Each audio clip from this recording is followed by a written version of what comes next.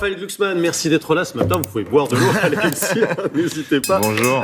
C'est vrai qu'il faut prendre un peu son souffle avant d'évoquer la situation internationale parce qu'il y a une accélération spectaculaire ce week-end avec la chute de Bachar el-Assad. Est-ce que pour vous, sans aucune nuance, c'est une grande nouvelle dont il faut se féliciter ?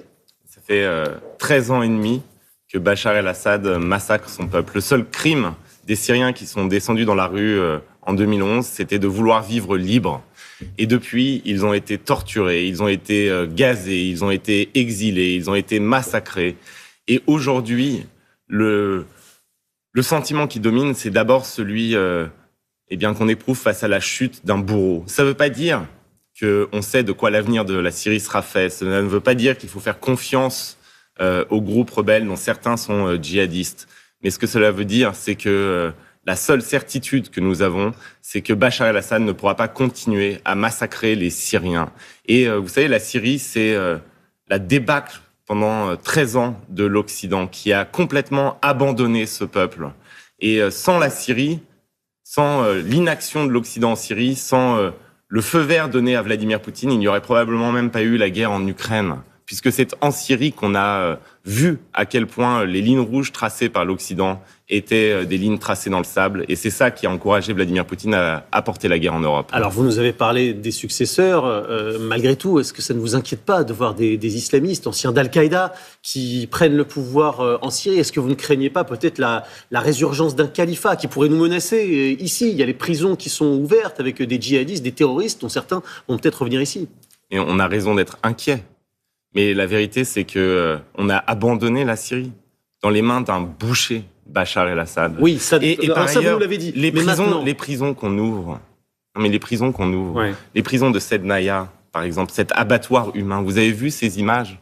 Vous avez vu les images même des enfants qui sont nés en prison, qui n'ont jamais vu l'air libre dans leur existence. Les images de ces femmes qui sortent de ces geôles, de ces fantômes qui sortent des sous-sols de la prison de Sednaya. Ces gens-là n'avaient rien fait d'autre que de vouloir vivre libre. Et donc aujourd'hui, on doit bien sûr être inquiet de l'avenir de la Syrie. Bien sûr, on doit. Est-ce qu'il faut les aider ? Est-ce qu'il faut les aider financièrement ? C'est ce que propose Ursula von der Leyen. Il faut les aider financièrement, il faut les aider politiquement pour qu'il y ait une transition vers la démocratie, pour qu'on puisse avoir enfin des élections dans ce pays. Mais cela fait des décennies qu'ils vivent dans ce que les chercheurs appellent l'état de barbarie, c'est-à-dire la mainmise totale du clan Assad sur l'ensemble de la vie sociale, politique de la Syrie.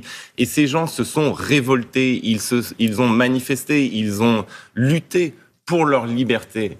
Et aujourd'hui, bien sûr qu'on peut être inquiet, mais on doit d'abord écouter la voix des Syriens. Et moi, j'entends les commentaires ici des gens qui n'ont jamais rien dit pour condamner les crimes de Bachar, qui ont tout fait pour les excuser même, que je pense au Rassemblement national ou à une certaine partie de la gauche, qui ont mis en doute et relayé la propagande de Bachar el-Assad, mis en doute le gazage des enfants de la Ghouta. Et je les vois aujourd'hui, soudainement, être extrêmement inquiets pour l'avenir de la Syrie. Une partie de la gauche, par exemple, Jean-Luc Mélenchon et d'autres.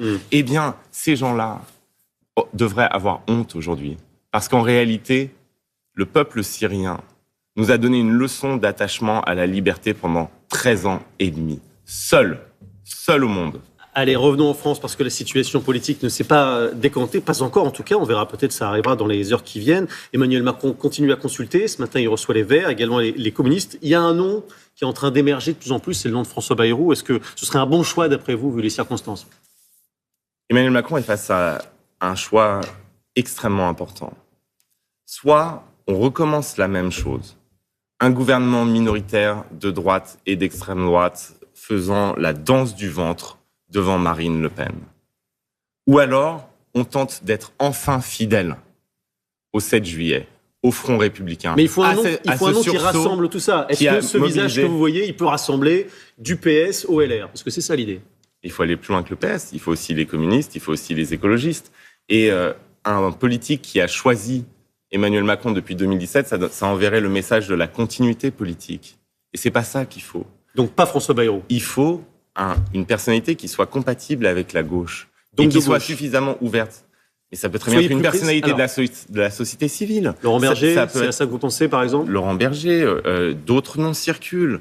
Lesquels? Des personnalités de la société civile qui permettraient justement de créer cette coalition sans donner l'impression à aucun des camps politiques qui doivent aujourd'hui s'allier, de manger leur chapeau. Moi, ce que je veux dire aujourd'hui, c'est que contrairement au 7 juillet, il y a à gauche, moi, le 7 juillet, au moment des résultats des élections, c'est pas que je sois quelqu'un de particulièrement intelligent. Vous savez, moi, je suis même assez obtus et limité. Et donc, je vois la composition de l'Assemblée. Le 7 juillet à 20h01, je sais qu'il faut une coalition majoritaire à l'Assemblée et que ça passera par un dépassement des clivages. Parce que cette Assemblée est éclatée. Oui, mais vous voyez vous-même, quand on vous montre François Bayrou, vous dites, bah non, c'est pas possible. On voit bien que le dépassement des clivages, il est quand même limité. Il faut consulter les forces politiques. Aujourd'hui, le pouvoir, il est à l'Assemblée nationale. C'est fini Jupiter. C'est fini Jupiter et on doit noter qu'aujourd'hui, c'est aussi fini dans l'attitude des dirigeants de la gauche, d'une partie en tout cas, c'est fini Robespierre. Donc là, il y a la possibilité de créer un compromis. Écoutez les forces politiques, écoutez l'Assemblée nationale, montrez que vous avez l'ambition de rassembler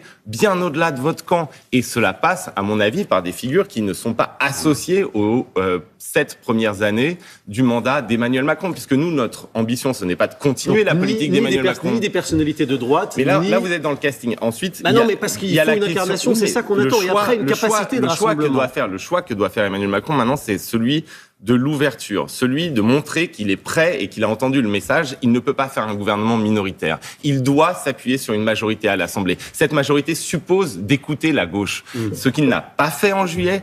Et il prenait comme prétexte pour ne pas le faire que la gauche n'était pas prête à discuter. Aujourd'hui, le Parti socialiste, les écologistes, les communistes ont dit qu'ils étaient prêts à discuter. Et vous avez vu, qu'ils avaient entendu le Olivier message. Faure dit ça, il y a une levée de bouclier massive dans son propre camp. Est-ce que, d'ailleurs, Mais dans son propre camp, non, je ne trouve pas, non.